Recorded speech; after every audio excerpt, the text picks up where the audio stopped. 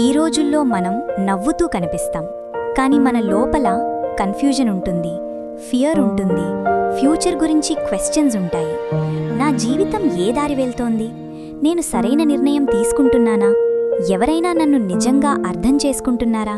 ఇలాంటి ఆలోచనలు మన హృదయాన్ని చీకటిలా కప్పేస్తాయి. అలాంటి వేళ మనకు అవసరమైనది అడ్వైస్ కాదు, మోటివేషన్ కాదు, వెలుగు. ఈరోజు మనం వినబోయే కీర్తన యేసయ్యా నా వెలుగు చెబుతుంది ఒక నిజాన్ని. యేసయ్య ఉన్న చోట చీకటి నిలవదు, భయం నిలవదు, కన్ఫ్యూజన్ నిలవదు. ఈ కథ యూత్ అయిన మన జీవితాలకు అద్దం లాంటిది. పోరాటాలు ఉన్నా, ప్రశ్నలు ఉన్నా, మనతో నడిచే వెలుగు ఉన్నాడు. ఈ వీడియో చివరి వరకు చూడండి. మీ హృదయంలో ఒక కొత్త ఆశ వెలుగుతుంది. ముందుగా కీర్తనను చదువుకుందాం. కీర్తనలు 119, 105. నీ వాక్యము నా పాదములకు దీపమును, నా త్రోవకు వెలుగునై ఉన్నది. ఈ వచనంలో దేవుడు మనకొక ముఖ్యమైన నిజం చెబుతున్నాడు. దీపము అంటే మన కాళ్ల దగ్గర పడే చిన్న వెలుగు. అది మొత్తం దారిని చూపించదు, కానీ తరువాత అడుగు మాత్రం స్పష్టంగా చూపిస్తుంది. వెలుగు అంటే మన ముందున్న దారిని చూపించే మార్గదర్శకం. దేవుని వాక్యం కూడా అంతే. మన జీవితం మొత్తం ఎలా ఉంటుందో ఒక్కసారిగా చూపించదు, కానీ ఈరోజు ఏ నిర్ణయం తీసుకోవాలి, ఈ క్షణంలో ఏ దారి సరైనది అనేది స్పష్టంగా చూపిస్తుంది.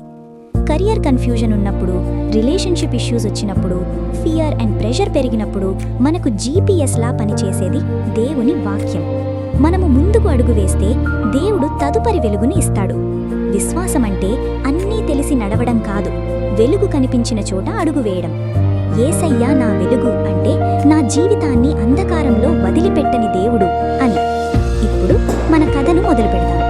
అర్జున్ ఒక కాలేజ్ స్టూడెంట్. బయటికి చూస్తే కాన్ఫిడెంట్, లోపల మాత్రం కన్ఫ్యూషన్.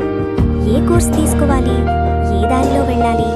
ఫ్రెండ్స్ ముందుకు వెళ్తుంటే తాను మాత్రం వెనకబడుతున్నానేమో అన్న భయం. ఒకరోజు రాత్రి అర్జున్ ఒంటరిగా తన గదిలో కూర్చున్నాడు. మొబైల్ స్క్రోల్ చేస్తూ, ఇతరుల విజయాలు చూస్తూ తన జీవితం ఇంకా చీకటిలా అనిపించింది. నా జీవితం ఎటు వెళ్తోంది దేవుడా అని మనసులో అనుకున్నాడు. అప్పుడే అతని అమ్మ గదిలోకి వచ్చి చెప్పింది, అర్జున్, అందరికీ ఒకే టైంలో వెలుగు రాదు, కానీ దేవుణ్ణి నమ్మితే ఆ వెలుగు తప్పకుండా వస్తుంది. ఆ మాటలు అర్జున్ హృదయాన్ని తాకాయి. ఆ రాత్రి అతను చాలా రోజుల తర్వాత బైబిల్ తెరిచాడు. అందులో ఈ వచనం కనిపించింది. కీర్తనలు 119, 105. నీ వాక్యము నా పాదములకు దీపము, నా దారికి వెలుగు అని. అర్జున్ కళ్ళు మూసి ప్రార్థించాడు.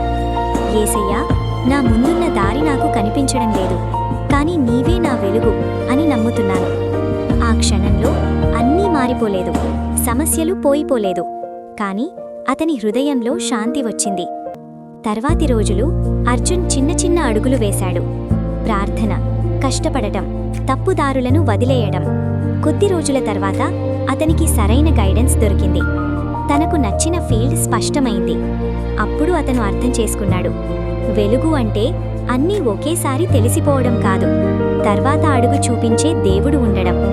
ఈరోజు అర్జున్ ఒకటే చెబుతాడు, యేసయ్యా నా వెలుగు, నా జీవిత దారిని చూపించిన దేవుడు. మనమందరం కథ విన్నాం కదా, రండి ప్రార్థిద్దాం.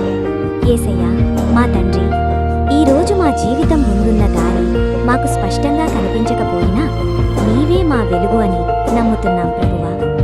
భయంతో నిండిన మా హృదయాలను నీ శాంతితో నింపు యేసయ్యా. కన్ఫ్యూజన్లో ఉన్న మా ఆలోచనలకు నీ వాక్యంతో దారి చూపించు. మా నిర్ణయాల్లో నీ చిత్తం ముందుండాలి. మా అడుగుల్ని నీ వెలుగులో నడిపించు. యేసయ్యా, మేము ఒంటరిగా లేమని ప్రతిరోజు గుర్తుచేయు. చీకటి వచ్చినా నీ వెలుగు ఎప్పటికీ ఆరిపోదు.